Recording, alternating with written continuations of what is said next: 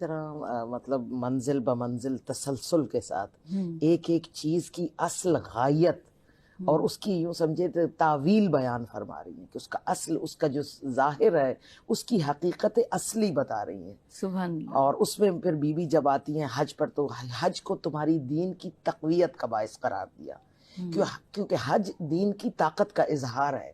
اور آپ کو معلوم ہے امام حسین علیہ السلام کی جب شہادت سے پہلے مکہ میں کیوں مولا نے احرام کھول کر سفر آغاز کیا کربلا کی طرف؟ معلوم ہوا کہ کچھ حاجیوں کے بیس میں ایسے لوگ ہیں جو مولا کو دوران طواف شہید کرنا چاہتے ہیں، اور سیاسی حکمت عملیہ، ہم سیاست پر گفتگو کریں گے کیونکہ سیاست الہیہ ولایت اور رسالت کی صورت میں ہے، اور اس کے مد مقابل جو جو طاقتیں اٹھتی ہیں ان کا بھی سیاسی حوالے سے تذکرہ کرنا ضروری ہے۔ اب وہ یزید جو اللہ کا دشمن تھا، اس کی سیاست یہ تھی کہ مولا کا خون بہا دیا جائے نامعلوم قاتلوں کے ہاتھ سے، اور اس کے بعد شور مچا دیا جائے کہ نواسہ رسول کا لہو چونکہ کعبہ کی زمین پر گرا ہے، اس لیے آج کے بعد مسلمانوں پر حج ساقط ہو گیا، کیونکہ وہ جانتا تھا کہ اجتماعیت کا سب سے بڑا مرکز، جہاں سے سب بڑے پیغامات جاتے، وہ جگہ ہے جہاں پوری دنیا کے مسلمان اکٹھے ہوتے ہیں، اور وہاں سے دین کا آفاقی پیغام آگے جاتا ہے، اس وقت کا پیغام آگے جاتا ہے۔ تو اس وقت اس نے یہ چاہا کہ جو اجتماعیت ہے اسلام کی، مسلمانوں کی، اس کو میں توڑ دوں تاکہ ہمارے زمرد کے محلات بچے رہے، ہماری شراب نوشی پر کوئی آواز اٹھانے والا نہ ہو، ہمیں شریعت پر کوئی چلانے والا نہ ہو، ہمیں آواز حق بلند کرنے والا نہ ہو۔ تو وہ یہ ساقط کروانا چاہتا تھا حج۔ حج سے بات شروع ہوا ہے۔ یہ دشمنان خدا ہیں جو اہل بیت علیہ السلام کے سامنے آتے ہیں۔ اہل بیت علیہ السلام کیا ہے؟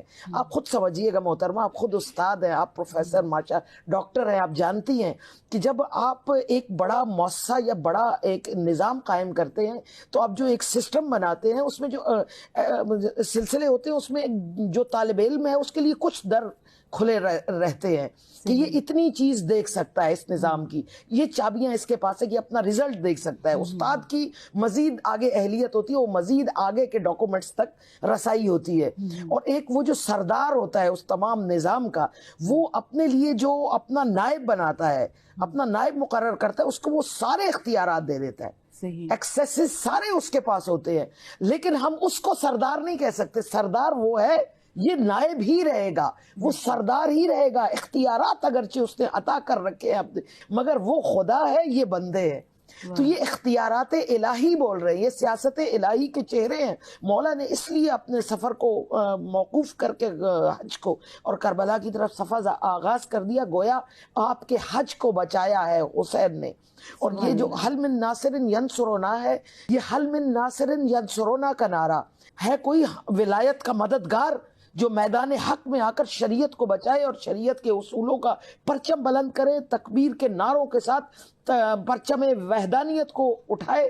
آج زمانے کا امام زمانہ یوسف زہرا بھی حل من ناصر ینصرنا کا نعرہ جناب سیدہ کا لے کر چل رہے ہیں۔ تو بی بی حج کی بتا رہی ہیں کہ تمہارے دین کی طاقت کا مظہر ہے حج، اسے بچائے رکھنا، اسے آلودگیوں میں گم نہ کر دینا۔ یہاں پر تمہارے انٹرنیشنل بیانیے جاری ہوں گے، دنیاؤں پر لرزہ طاری ہوگا۔ اس کے بعد بی بی جہاد کے بارے میں، اور اس کے بعد اسی طرح بی بی فرماتی ہے کہ زکوٰۃ تم پر اس لیے واجب کی تاکہ تمہارے نفس پاکیزہ ہو اور تمہاری روزی میں اضافہ ہو۔ اب ظاہراً جو مادہ پرست ہے وہ سمجھتے ہیں جیب میں پیسہ ہے اور اگر ہم نے کسی کو آدھا دے دیا تو ہمارا پیسہ گھٹ جائے گا، مگر خدا کہتا ہے کہ ایسا نہیں ہے۔ جتنی آپ رقم پھیلاتے ہیں معاشرے میں، اتنا زیادہ کاروبار سرسبز ہوتا ہے۔ تم آؤ اللہ کی بارگاہ میں، آؤ تجارت کرو، لگاؤ، پھر خدا تمہیں اسے 70 گنا پلٹائے گا، اور تمہارا نفس اس لیے پاکیزہ ہوگا کہ تمہارے اندر بخل ختم ہو جائے گا۔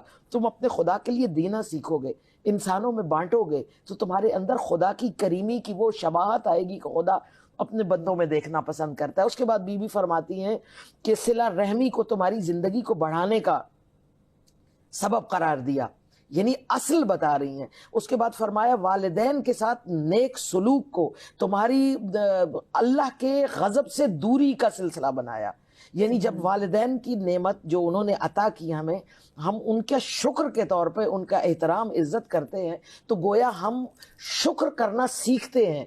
ماں والدین کی عزت، ان کی محبت، ان کا احترام کر کے ان کی دی ہوئی جو ہم پر کرامتیں ہیں، محبتیں، شفقتیں ہیں، جب ہم ان کا اظہار کرتے ہیں ان کی عزت اور اطاعت کی صورت میں، تو گویا ہم یہ سبق لے کر پھر خدا کے ہاں بھی شکر گزار بندوں میں شمار ہوتے ہیں۔ بی بی فرماتی ہیں عذاب الہی سے دور ہو جاؤ گے۔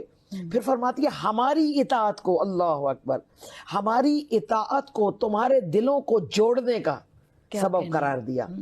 یعنی جب ہماری اطاعت ہوگی تو ہماری محبت بھی ہوگی، اور ہماری محبت تمہارے دلوں کو جوڑ دے گی۔ آپ کو معلوم ہوگا جب مومن مومن سے ملتا ہے تو کتنی خوشی ہوتی ہے۔ صحیح بات ہے۔ مجھے اپنے سگے رشتہ داروں سے زیادہ جب کسی مومن کا روشن چہرہ دیکھتی ہوں تو سینے میں ٹھنڈک پڑتی ہے۔ ہماری اطاعت کو، یعنی رشتہ ہمارے ذریعے تمہارے رشتے مضبوط ہو گئے۔ پھر فرمایا ہماری امامت کو تفرقات سے بچنے کا ذریعہ خدا نے قرار دیا۔ تم ناب، پاک، نظیف، لطیف، خالص دین سے سامنے اس دین کو قبول کرو، اور سچے، پکے، خالص اور اعلیٰ ایمان کے درجے پر فائز ہو جاؤ۔ اسی طرح بی بی مسلسل عدل کو تمہارے دلوں کو جوڑنے کا۔ سبحان اللہ۔ یہ انصاف کی آواز ہم آج بھی سن رہے ہیں، نام نہاد انصاف، اور لوگ کیا جانے کہ علی کا عدل کیا ہے، واہ کیا علی کا انصاف کیا ہے، خدائی عدل ہے، خدائی انصاف ہے۔ اور یہ جانیے گا کہ جس معاشرے میں انصاف ہوتا ہے وہاں لوگوں کے دل جڑے رہتے ہیں۔ سبحان اللہ۔ 1400 سال پہلے اور قیامت تک آنے والوں کو بتا رہی ہیں، انصاف کی ثمرات بتا رہی ہیں کہ اگر انصاف ہوگا تو لڑائی جھگڑا نہیں ہوگا، امن ہوگا، اطمینان ہوگا، دل جڑے رہیں گے۔ اور جس دن انصاف ختم ہوا، اب مولا علی فرماتے ہیں کہ ظلم کی حکومت، کفر کی حکومت چل سکتی ہے، ظلم کی حکومت نہیں چل سکتی۔ سبحان اللہ، سبحان اللہ۔